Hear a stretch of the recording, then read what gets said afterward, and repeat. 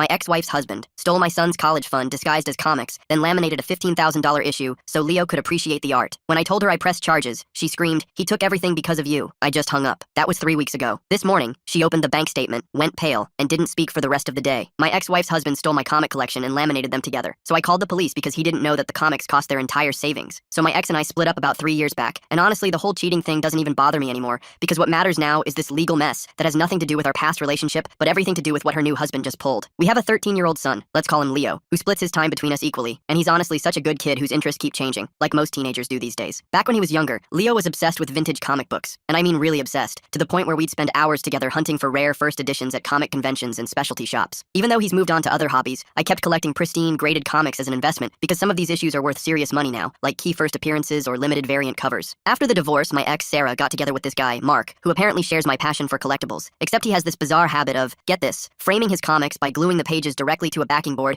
and then sealing the whole thing with some kind of varnish, which completely destroys their collectible value, but whatever floats his boat, I guess. Last week, I had to go out of state for a mandatory work conference, and Leo texted asking if he could swing by my place to grab his tablet and some graphic novels to take to his mom's house, which is totally normal since he has his own key. I was watching through my security camera feed on my phone when I saw him arrive, but then I noticed Mark was with him, which is absolutely not allowed at my house, especially when I'm not there. So I used the two-way audio to tell him to wait outside on the porch, but the guy just ignored me and walked right in anyway, bold as brass. I immediately texted Sarah, warning her that I was about 30 seconds away from calling the police, but by then, Mark was already leaving with a portfolio case that I assumed just had Leo's art supplies or something in it. Later that night, Leo messaged me, sounding really upset, saying he didn't realize it at the time, but he was pretty sure his stepdad had taken some of my graded comics from the secure display cabinet in my home office. These weren't just any comics either. We're talking about a near-mint Amazing Fantasy number 15, the first appearance of Spider-Man, and several high-grade Silver Age X-Men issues that are basically irreplaceable. When I got home and checked my collection, I confirmed that 5 key issues were missing, including the aforementioned Amazing Fantasy, a CGC 9.8 graded Incredible Hulk number 181, and a signed first printing of The Dark Knight Returns. I called Sarah immediately,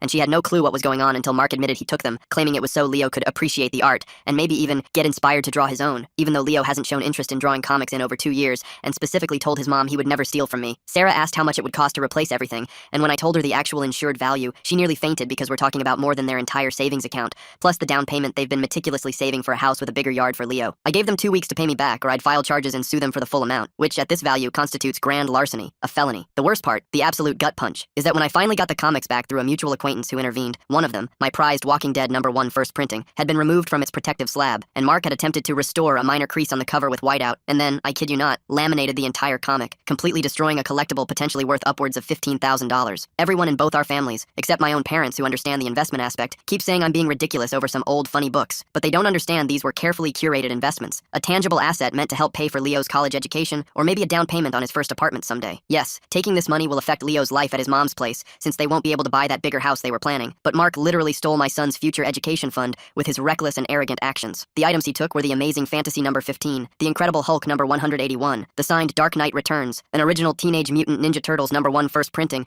and the one he destroyed was that Walking Dead number 1. Some of these, like the Dark Knight Returns, were part of a complete 4-issue set, so damaging or losing one piece significantly devalues the entire set. Around 4 in the afternoon, I went to the state police barracks and filed a formal complaint, giving them all my documentation, including detailed photographs of my collection, appraisal certificates, insurance riders showing the values, and the security footage of Mark entering my house without permission and leaving with the portfolio. Since Leo was starting his week with me that night, I picked him up from his after-school robotics club, and while he ran into the local comic shop to pick up his weekly pull list, I called Sarah to let her know I'd officially pressed charges, but wanted to give Mark the chance to turn himself in before they potentially arrested him at his workplace, or worse, at home in front of Leo. When we got home, I sat Leo down and explained everything that happened, why I had to involve the police, and how Mark's actions were a serious crime. He actually thanked me for doing it because he said Mark needed to learn he couldn't just take whatever he wanted, and that if he didn't face consequences now, he might do something worse later. Plus, Leo admitted he'd feel incredibly awkward and uncomfortable being around someone who stole from his dad and got away with it, and he was worried Mark might try to manipulate him or make him feel guilty about it. But just when I thought things were over with, Sarah called me screaming. She said Mark had just drained their joint savings account and disappeared, leaving only a note saying he'd rather start over somewhere else than face jail time over some stupid comics, meaning she couldn't pay me back even if she wanted to. I stared at my phone, trying to process what Sarah had just told me. Mark had actually fled rather than face the consequences of his actions. My hands shook as I set the phone down on the kitchen counter. Leo looked up from his homework, his eyes wide with concern. "Dad, what happened?" he asked, pushing his math textbook aside. I walked over to the dining table and sat down across from him. "Mark left. He took all the money from your mom's account and disappeared." Leo's face went pale. He gripped his pencil so hard his knuckles turned white. "He just left Mom with nothing? That's what it looks like." I rubbed my temples, feeling a headache coming on. This whole situation had spiraled completely out of control. Leo slammed his pencil down on the table. "I can't believe he did this to her. To us!" He stood up abruptly, his chair scraping against the floor. "What's Mom going to do? How's she going to pay rent?" I watched my son pace around the kitchen, his fists clenched at his sides. This was exactly what I'd been trying to avoid. Leo Leo getting caught in the middle of adult problems, but here we were. We'll figure something out, I said, though I had no idea what that something would be. Your mom's tough. She'll get through this. Leo stopped pacing and turned to face me. Can we go check on her? Make sure she's okay? I glanced at the clock. It was already past 7, and Leo had school tomorrow, but I could see the worry etched on his face. Let me call her first, see if she wants company. I dialed Sarah's number. It rang once, twice, 3 times before she picked up. What? Her voice was hoarse, like she'd been crying. Leo's worried about you. He wants to come see you. Is that okay? There was a long pause. I could hear her breathing on the other end of the line. Yeah,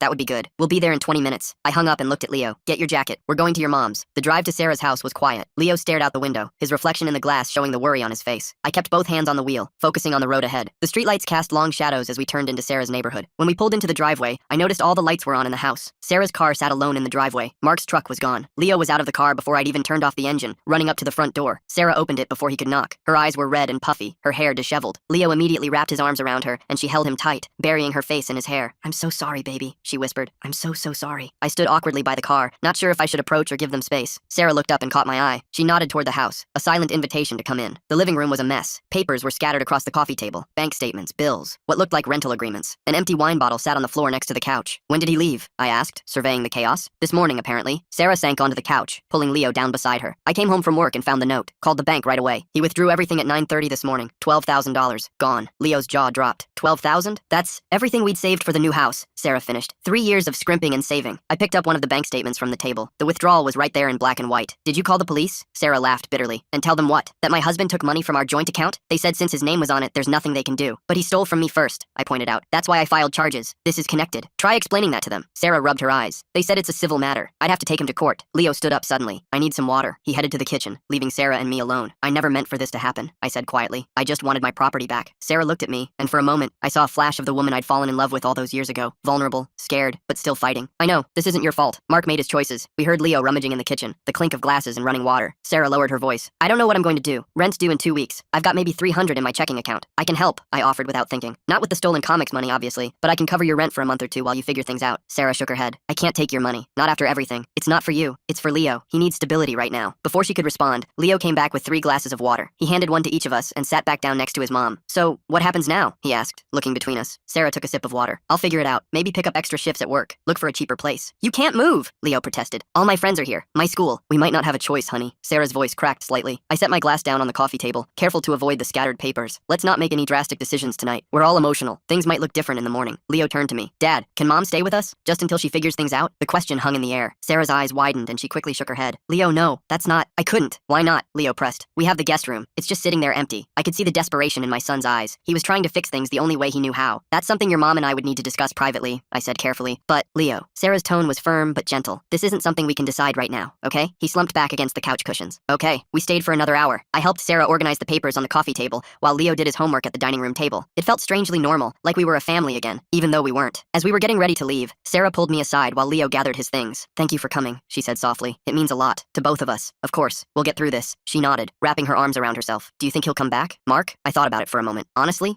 he's a coward. He'd rather run than face what he did. Part of me hopes you're wrong. Part of me hopes you're right. She laughed, but there was no humor in it. Is that crazy? It's human. Leo appeared in the doorway, backpack slung over his shoulder. Ready, Dad? Sarah hugged him tight. I love you. I'll see you this weekend, okay? Love you too, Mom. The drive home was quieter than the drive there. Leo stared out the window again, but this time I could see him wiping his eyes in the reflection. You okay, buddy? I hate him, he said quietly. I hate Mark for doing this to Mom. To us. I know. I'm angry too. Why do people do stuff like this? Leo turned to look at me. How can someone just take everything and leave? I wished I had a good answer for him. Some people only think about themselves. When things get hard, they run instead of facing the consequences. Mom didn't deserve this. No, she didn't. We pulled into our driveway. The motion sensor light flickered on, illuminating the path to the front door. Inside, everything was exactly as we'd left it. Leo's homework still spread on the dining table, my phone still on the kitchen counter. Dad? Leo said as I locked the door behind us. Yeah? Thanks for not saying I told you so to Mom. About Mark, I mean. I turned to face my son. He looked so much older than his 13 years in that moment. That wouldn't have helped anyone. He nodded and headed upstairs to get ready for bed. I stayed in the kitchen, staring at my phone. 3 missed calls from my lawyer, 2 from my insurance company, 1 from my brother asking if I'd lost my mind filing charges over comic books. I ignored them all and opened my banking app instead. I had enough in savings to help Sarah with a few months of rent